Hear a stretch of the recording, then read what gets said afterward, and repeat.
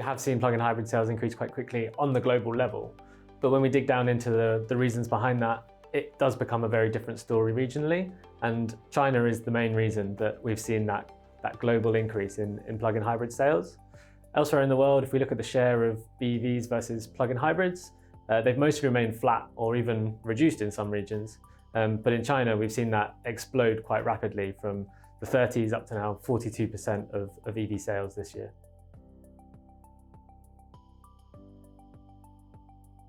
With a growing plug-in hybrid share, that we might see a negative impact quite dramatically on battery demand in this scenario.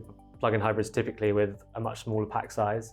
But the reality is that because even though shares have changed and we've got more plug-in hybrids in the market, we've also seen battery pack sizes increase over the same period as well, both on the battery electric vehicle side and the plug-in hybrid side. And that's meant that while battery demand could have fallen and we could have been seeing maybe a negative impact of 20 to 40 gigawatt hours this year, the negative impact is a bit more reduced and maybe 20 gigawatt hours lower than it could have been if shares had remained the same last year.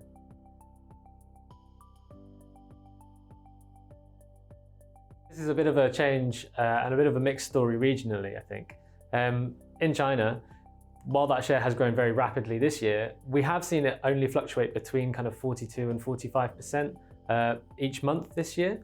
So perhaps we're reaching a natural limit and a natural high end for that plug-in hybrid share. We don't necessarily expect it to push much higher than that 45% over the next couple of years. Different story perhaps when we look to other major regions, Europe and North America. In Europe, there's been changes to plug-in hybrids and how they're rated in terms of WLT emissions coming in from next year. That's going to make them a lot less useful towards meeting tougher emission standards coming in as well. So we don't really expect plug-in hybrids to grow much more in terms of market share in Europe. In North America, it's a bit different as well. There's looser regulation and more encouragement for plug-in hybrids to be in that market. And we're seeing that in announcements from automakers. General Motors are looking to bring this back in to help with compliance towards new rules. We're also seeing range extenders potentially enter that market too, from Stellantis and even VW with the Scout brand.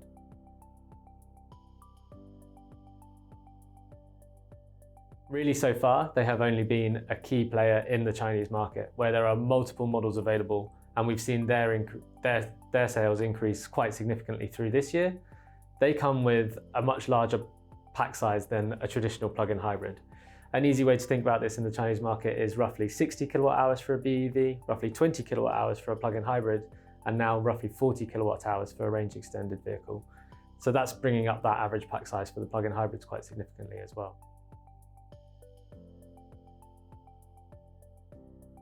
It's quite a consistent story that we haven't really seen them take market share from BEVs.